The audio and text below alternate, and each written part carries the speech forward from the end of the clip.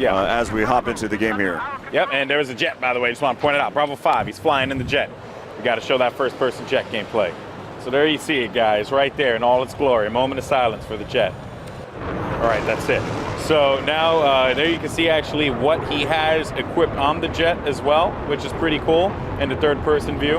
And he's going to do a little flip here, a little flippity flip. Do a barrel roll. I guess not. Okay.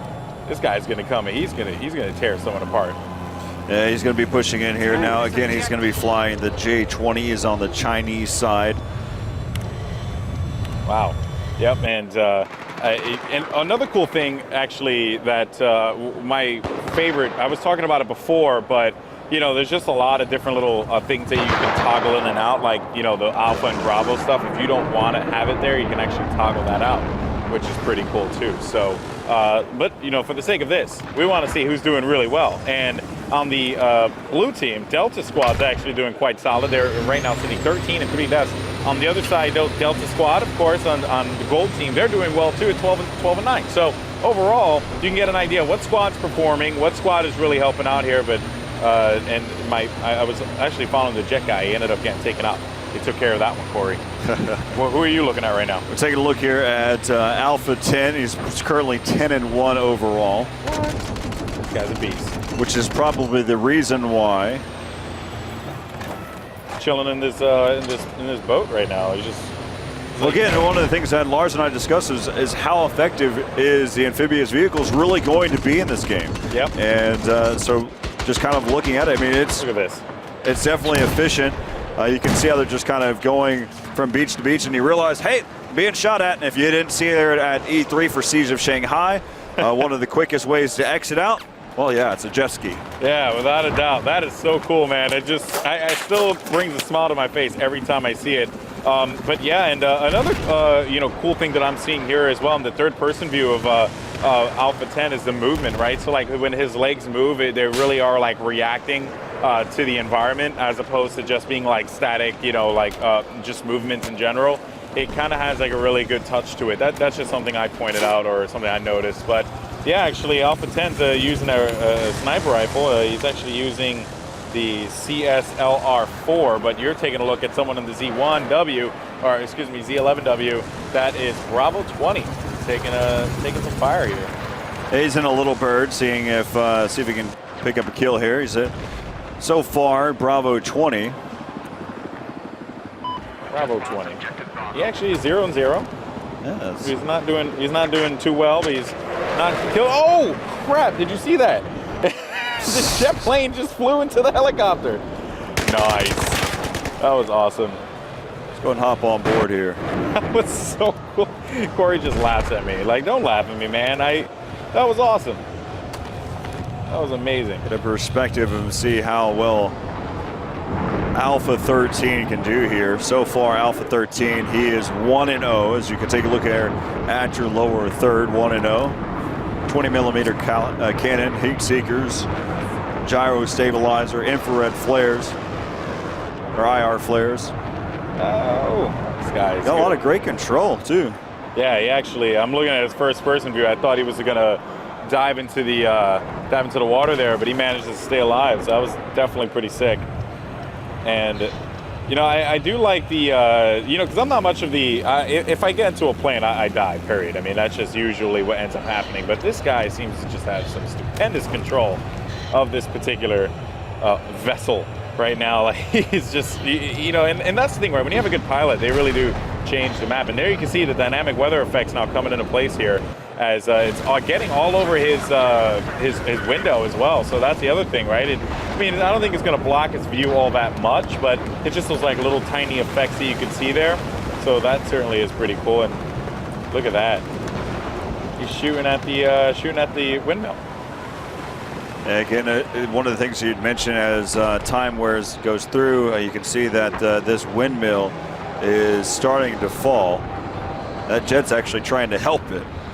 But now as the time is continuing to pass, here we go. This windmill will continue to fall little by little, and then that ship will be released. It's still afloat, so still effective here. Yeah, and also the water effects, do impact boats as well, if I'm correct, because the big waves that flow around through the island, if you're trying to, get good maneuvering, if you have these big waves coming through, so it impacts the map, in more ways than one. Besides just this really cool evolution effect that goes down, also just using the map itself. If you want to jet ski your way out of there, you might have to wrestle with some pretty aggressive waters because of the rainstorm. So lots of cool things there to soak in for sure. And there you can see actually E, which is a shipwreck. That's staying right there. That's not going to move. It's the boat that's right in front of you. That's the one that as soon as this windmill does go down, and actually it should be happening any second. There you see it right there. And now the boat makes its way in. Just, there you go. You got to get cinematic with it, Corey. Yeah, so you can take a look at exactly where it's going to go. We'll turn on just for a moment so you can know exactly where it's going to end up, going towards the sea point, the Firebase Island. And it's just cruising. We have lost objective Alpha. And it's intense, man, because I actually was playing on sea on the Firebase Island when the boat crashed in, and there you can see the boat now moving in. And look, see, imagine being right there as this boat makes its way in, like being toward the side of it. It really does change a lot. And you see how the building just comes crumbling down after getting hit by a ship.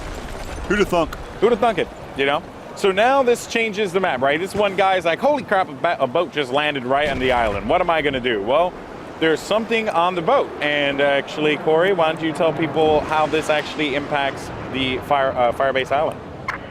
Yeah, so I haven't had the chance to really see exactly see it being used yet, but it's one of the things that the commander has the ability to use. So again, it just changes there for the game. So again, we just saw the ship go from that windmill way out in the distance to this point right here, which in the beginning it just looked like it was a part of the background. Yeah. Just extra element in the game that just makes it look prettier. But in all, just looking at it now, it's actually a part of the game. It's part of the Levolution here. That's right, and you also gain access to an anti-air gun as well through the boat. So that's a pretty big change there. That's there you can see right there, that anti-air gun. You get access to it, but you have to control the island. You have to control C in order for you to access it. Again, it's a commander feature. We haven't really seen it used just yet, but it is a commander feature. You have to have that control, and it is awesome. So just like in the way, in the last, Siege of Shanghai, the way that it really changed the map, this one also changes the map because it also blocks off this portion of the map here, because the seaside, it blocks it off quite a bit here from incoming fire from B. So that does change the element of the map and makes it rather different, which is pretty cool. I believe it's B that that the shots come down from. Yeah, it's B. So again, lots of cool stuff there. Take a look here. You can see that these players are going to be up here on top of the roof of that broken building. They're actually giving a lot of cover fire for their teammates, just trying to clear out that sea point. The guy below them too. And there is a player that you mentioned that is right below them that actually may be taken out here in just a moment. Again, there's just this nice little firefight action that's happening here.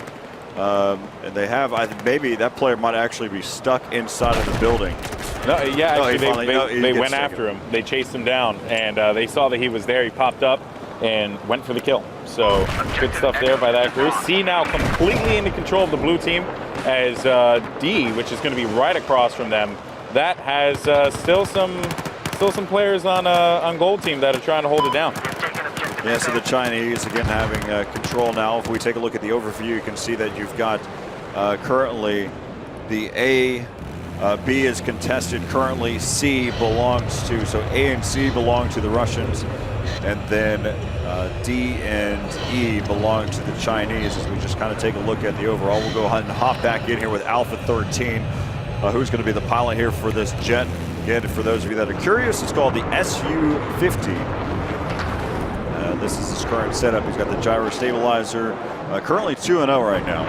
We'll go back into first-person perspective here. You can see just trying to dive in and pick up a couple kills before he bails out of there. Yeah, I mean, when you have a jet, you are pretty much a target in the sky there, especially with anti-air weaponry, just like what we saw there on sea. But fortunately for them, they do control that. So now a lot of pressure is going to be applied here on the east side shipwreck as this guy Alpha 13 is going to have to drop back and get another good pass on it again, which it seems like he was going to try and get. There you can see the other carrier. That's where the Russian team spawns, the blue team. They end up spawning in that area, but yeah, who are you taking a look at now, Corey? Now we hop on board here with Alpha 20, which is currently in this anti-air. Ooh, nice. Actually see this here. So yeah, he's actually going to be in the 9K22 Tunguska. There you go. Tunguska M. Say that 5 times fast, Corey. I dare you. Not going to happen. There you go. And right now we've got Chinese leading 508 to 426 tickets. Of course, we're playing Conquest. Tomorrow we'll get a chance to look at Obliteration. That's right. Which we have, both teams have 3 points. 3 points that they need to defend. And there's a bomb, just a randomized bomb that's laid out there. You take that bomb to an MCOM point, the opposing team's MCOM point. You blow that up. There's 3 of them, so you do that 3 times. Yep, that's going to be pretty cool to watch. Of course, that's something new. And we are going to get some great opportunities to talk about other features in Battlefield 4 as well. So I'm really stoked about that. That's going to be in the later days of this show that we're doing here for you fine people in Gamescom, and of course watching at home on Twitch TV. Once again, guys, if you want to get social about it, talk to us on Reddit. I'm on Reddit, started a thread on there, our Battlefield, where I'm talking to some of you guys or trying to get feedback from you guys to, find out what new things you guys want us to cover. Because again, just like we did at E3, we're going to do it here again for you all back at home. And then for people in Gamescom, they're just running around doing anything. I mean, I've been seeing people just randomizing so many different guns, just testing things out, what works, what doesn't work. It's pretty cool. Well, here everything is unlocked. Yes. Everything. That's what's so awesome about it. And the camos too. The camos for everything. Every camo's unlocked. Guys, there's a lot of camos. There has to be at least like 20 camos. At least? No. Really? A lot more than that. Okay. At least I would go with a number more like 40. There's 40. Like there's camos for everything. You want to camouflage your tank? Go ahead and do that. Sure, why not? Your helicopter? Yeah, give it a paint job. That sounds good too. Every single one of your guns? Yeah, we'll make a change to it. That Tiger, that Crimson Tiger looks good on it. We'll go ahead and put that on there. All these different things. Have a field day with it. Yeah.